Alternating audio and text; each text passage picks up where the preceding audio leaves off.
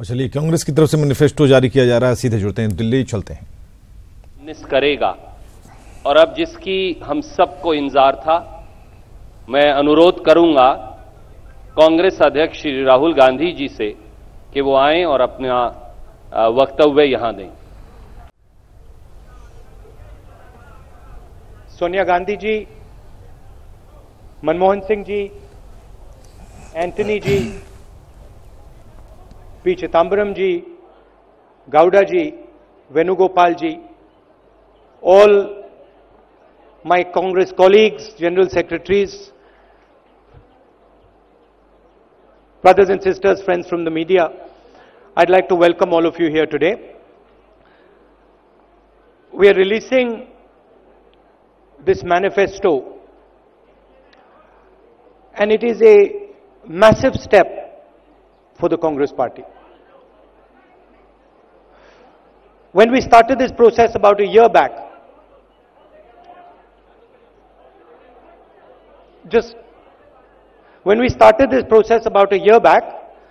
I spoke to Mr. Chidambaram, Mr. Gowda, and I gave them two instructions. I said this is not to be a manifesto made in closed rooms. I understand that the Congress party has a lot of expertise, but this manifesto should reflect the wishes of the people of India. That was the first point. And the second point I said was, whatever is going to be in this manifesto has to be truthful. I do not want a single thing in this manifesto that is a lie, because we have been hearing large numbers of lies spoken every day by our Prime Minister. So I'm happy to say that after over a year of work, they have delivered on both those promises. They have delivered the voice of the people, and I know that because the moment we speak about things that are in the manifesto, there is an immediate resonance from the people. तो जब हम इसके बारे में बोलते हैं, जब हम न्याय के बारे में बोलते हैं, जनता से एक रिस्पांस मिलता है। तो ये काफी अच्छी तरीके से हमारी मैनिफेस्टो कमेटी ने काम किया है। तो मैं चिदम्बरम जी का, गौडा जी का और हमारी बाकी टीम का धन्यवाद करना चाहता हूं। मनमोहन सिंह जी ने अपनी एक्सपर्टीज दी, मैनिफेस्टो को एसेस किया, वेट किया। एंटनी जी ने अपना एक्सपीरियंस दिया, तो उनका भी मैं धन्यवाद करना चाहता हूं। और सोनिया जी ने भी अपने विचार मैनिफेस्टो पे हमें दिए, तो सबका मैं धन्यवाद करना चाहता हूं। देखिए, मैनिफेस्टो में 5 बड़े आइडिया हैं। हमारा हाथ का सिंबल है और 5 हमारे मेन थीम्स हैं। सबसे पहला थीम न्याय का थीम। प्रधानमंत्री ने कहा कि 15 लाख रुपए हर बैंक अकाउंट में डालेंगे, और वो झूठ था। पूरा देश जानता है कि वो झूठ था। हमने उनकी बात पकड़ी और मैंने मैनिफेस्टो कमेटी से पूछा और कहा कि सच्चाई निकाल के हमें दीजिए। हिंदुस्तान के गरीब लोगों के बैंक अकाउंट में सचमुच हिंदुस्तान की सरकार कितना पैसा डाल सकती है? और एक नंबर दिया उन्होंने मुझे, 72,000 रुपए हर साल। गरीबी पर वार 72,000। और यह कांग्रेस पार्टी की पहली गारंटी है कि हिंदुस्तान के 20% सबसे गरीब परिवारों को हर महीने उनके बैंक अकाउंट में कांग्रेस पार्टी की सरकार डायरेक्ट पैसा डालेगी। एक साल में 72,000, 5 साल में 3,60,000। इससे 2 काम होंगे। पहला काम, गरीबों के जेब में पैसा जाएगा, किसानों के जेब में डायरेक्ट पैसा जाएगा, पहली बार। और दूसरा काम, जो नरेंद्र मोदी जी ने नोटबंदी करके, जीएसटी करके हिंदुस्तान की अर्थव्यवस्था की धज्जियां उड़ा दी हैं, जैम कर दी पूरी अर्थव्यवस्था को, वो अर्थव्यवस्था एक बार फिर जंप स्टार्ट होकर चालू हो जाएगी। तो ये हमारा पहला कदम, न्याय का कदम। दूसरा, चिदंबरम जी ने कहा सबसे बड़े दो मुद्दे हैं, रोजगार और किसान। देश में युवाओं को रोजगार नहीं मिल रहा है। नरेंद्र मोदी ने 2 करोड़ की बात की, झूठ। मैंने इस मामले में भी मैनिफेस्टो कमेटी से कहा, मुझे आप सच्चाई बताइए, सच्चाई क्या है। 2 करोड़ नहीं किए जा सकते तो आप मुझे बताइए सच्चाई क्या है। मैं सच्चाई बोलना चाहता हूं और सच्चाई बड़ी क्लियर है। 22 लाख सरकारी रोजगार खाली पड़े हैं, उनको कांग्रेस पार्टी मार्च 2020 तक भर के दे देगी। 10 लाख युवाओं को ग्राम पंचायतों में रोजगार दिया जा सकता है।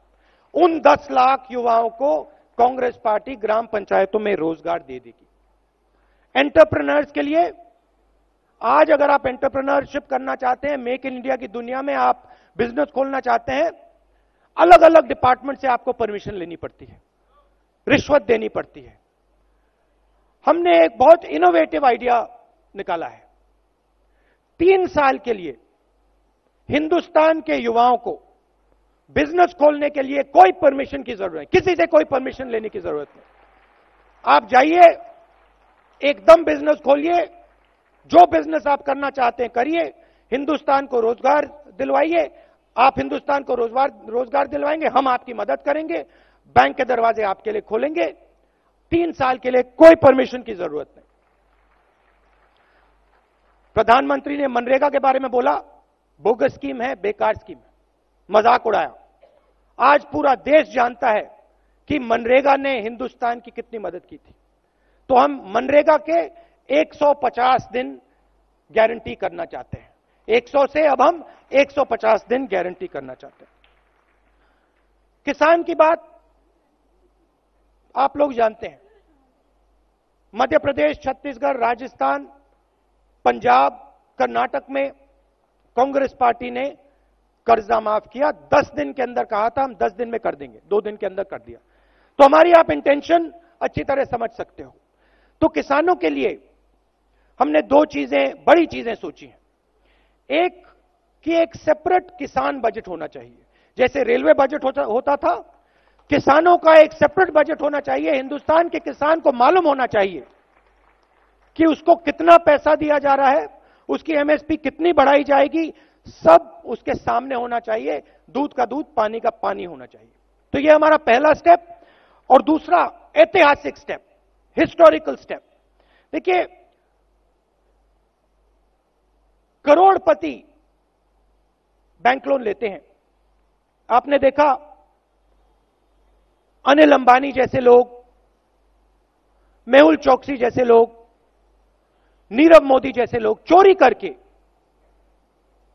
बैंक का पैसा लेकर भाग जाते हैं। मगर जो हमारे किसान हैं, ईमानदार लोग, वो जब बैंक लोन लेते हैं, अगर वो पैसा वापस नहीं दे पाते हैं तो उनको जेल में डाल दिया जाता है, क्रिमिनल ऑफेंस माना जाता है। हमने निर्णय लिया है कि उसको अब हम क्रिमिनल ऑफेंस ना माने। अगर किसान कर्जा ना दे पाए तो वो क्रिमिनल ऑफेंस ना हो, वो सिविल ऑफेंस हो। तो यह भी एक बहुत ऐतिहासिक निर्णय है। शिक्षा और स्वास्थ्य हिंदुस्तान के भविष्य के लिए बहुत जरूरी है। शिक्षा में हमने निर्णय लिया है कि जीडीपी का 6% पैसा, 6% पैसा हिंदुस्तान की शिक्षा में दिया जाए।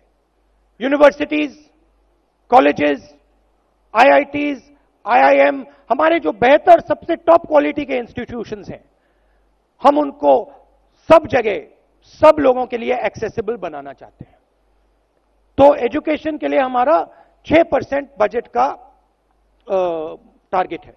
नरेंद्र मोदी जी की सरकार ने उसको रिड्यूस किया है, यूपीए के समय से रिड्यूस किया है। हेल्थ केयर में सरकार एक स्कीम लाई है। बेसिकली स्कीम का लक्ष्य हिंदुस्तान की जनता से पैसा लेकर 10-15 उद्योगपतियों को इंश्योरेंस के माध्यम से उनके जेब में पैसा डालना। तो हम private insurance based health care पर भरोसा नहीं करते हैं। हम सरकारी अस्पतालों को, सरकारी पब्लिक हेल्थ को मजबूत करने का काम करेंगे और हमारा फोकस होगा कि गरीब से गरीब व्यक्ति को हाई क्वालिटी अस्पताल की एक्सेस हो, हाई क्वालिटी इलाज की एक्सेस हो। तो ये हमारे 5 फोकस एरियाज होंगे। नेशनल सिक्योरिटी और इंटरनल सिक्योरिटी की आप जानते हैं, कांग्रेस पार्टी का आपको रिकॉर्ड मालूम है। पिछले 5 सालों में बीजेपी की सरकार ने देश को बांटने का काम किया है, नफरत फैलाने का काम किया है और उनका रिकॉर्ड आपको दिख रहा है। जम्मू कश्मीर में उनका रिकॉर्ड आपको दिख रहा है। आतंकवाद के जो कैजुअलिटीज हैं वो बढ़ती जा रही हैं। तो हम कांग्रेस पार्टी देश को जोड़ने का काम करेगी, देश को एक साथ लाने का काम करेगी और जो हमारा नेशनल और इंटरनल सिक्योरिटी है उस पे हमारा जबरदस्त फोकस होगा। आप सबका बहुत बहुत धन्यवाद। Thank you. जय हिंद।